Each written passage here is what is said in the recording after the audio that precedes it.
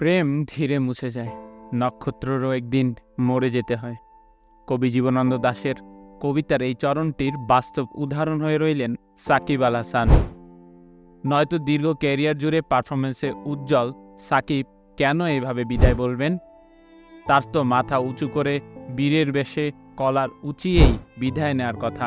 দেশকে বিশ্বমঞ্চে সম্মানিত করা সাকিব কখন যে দেশের হয়ে তার ক্যারিয়ারের শেষ টি-20 ম্যাচটি খেলে ফেলেছেন তা তিনি নিজেই হয়তো জানেন না তার ভক্তরাও।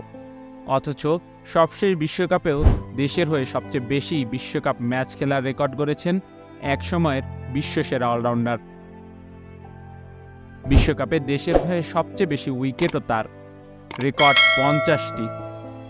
বিশ্বকাপে বাংলাদেশের হয়ে সবচেয়ে বেশি 43টি ম্যাচ খেলেছেন সাকিব, যা ভারতীয় অধিনায়ক রোহিত শর্মার পর দ্বিতীয় সর্বোচ্চ। শুধু কি ম্যাচের সংখ্যা, আন্তর্জাতিক টি-20তেও উইকেট তোলার বিচারে সেরা 3 জনের একজন সাকিব। তার উপরে কেবল নিউজিল্যান্ডের টিম সাউদি ও আফগানিস্তানের রশিদ খান। এ তো গেল বোলার সাকিবের কীর্তির কথা। ব্যাটার সাকিবও বাংলাদেশিদের মধ্যে সেরা, 129 ম্যাচে 2551 রান। বেশি রান তোলার বিচারে বিশ্বের 13তম ক্রিকেটার তিনি। অলরাউন্ডার হিসাবে দীর্ঘ সময় শীর্ষস্থানে ছিলেন সাকিব।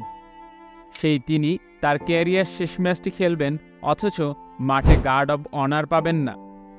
তাকে ঘিরে সংবর্ধনা জানাবেন না ক্রিকেটাররা। মাঠে জড়ো হবে না হাজারো ক্রিকেট ভক্ত, এমন তো হওয়ার কথা ছিল না। যদিও দিন শেষে সবই হয়েছে, আর এর পেছনে দায়টা কি সাকিবের নয়? ক্রিকেটের বাইরে রাজনীতিতে নাম লিখিয়েছেন সাকিব। নানা সময় বিতর্কে জড়ানো সাকিব সবচেয়ে বড় ভুলটা করেছেন এখানেই। রাজনীতিতে জড়িয়ে সংসদ সদস্য পদ পাওয়ার 6 মাস না যেতেই ক্ষমতা হারাতে হয় তাকে। দলের অপকর্মের দায় বর্তায় তার কাঁধেও। সাকিব নিজেও দলের বিরুদ্ধে না গিয়ে সায় দিয়েছেন, ফলে দায় এড়ানোর সুযোগও নেই। শুধু কি তাই, সেই দিকে তার দায়িত্ববোধ ও পেশাদারিত্ব নিয়েও প্রশ্ন তোলার যথেষ্ট সুযোগ ছিল। দলের হয়ে সিরিজ খেলার সিদ্ধান্ত নিতেন মর্জি মাফিক, অথচ বিদেশি লিগের খেলার অফার পেলেই কিছুতেই হাতছাড়া করতেন না সাকিব। খেলার বাইরেও বড় একটা জগৎ তৈরি করে ফেলেছিলেন মিস্টার সেলিব্রিটি। রেস্তোরাঁ ব্যবসা, শেয়ার বিজনেস, কাঁকড়া ও চিংড়ি ঘের, সোনার ব্যবসা, কোথায় সংশ্লিষ্টতা নেই সাকিবের?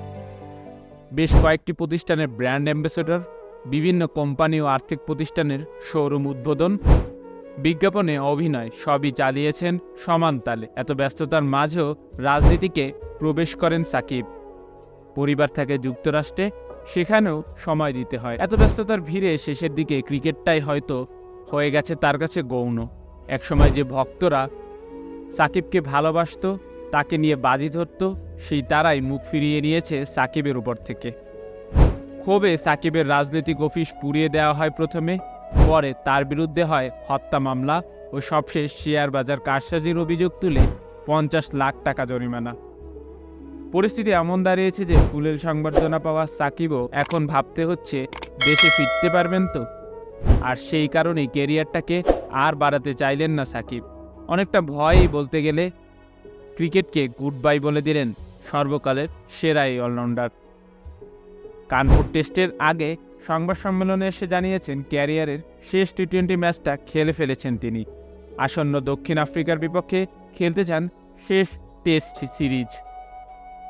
যদি নিরাপত্তা নিশ্চিত হয় তবেই, অর্থাৎ দেশে আসতে না পারলে কানপুর টেস্টই হয়ে থাকবে সাকিবের শেষ টেস্ট। তবে চ্যাম্পিয়ন্স ট্রফিতে খেলার আশাবাদ ব্যক্ত করেছেন এই অলরাউন্ডার। তবে সেই সুযোগ তিনি পাবেন কিনা সেই প্রশ্নের উত্তর দেবে সময়। কেননা সাকিব কখন যে নিজের ক্ষতি করেছেন তা তো তিনি নিজেই জানেন না। ব্যাপারটা অনেকটা তারাপদ রায়ের কবিতার মতোই, আমরা বুঝতে পারিনি আমাদের কখন সর্বনাশ হয়ে গেছে। ভিডিওটি দেখার জন্য অসংখ্য ধন্যবাদ। ভিডিও সম্পর্কে যে কোনো মতামত জানাতে পারেন আমাদের কমেন্ট বক্সে। এছাড়াও নিত্য নতুন এরকম ভিডিও পেতে ভালো লাগলে অবশ্যই ভিডিওটিতে লাইক দিয়ে যাবেন। ধন্যবাদ।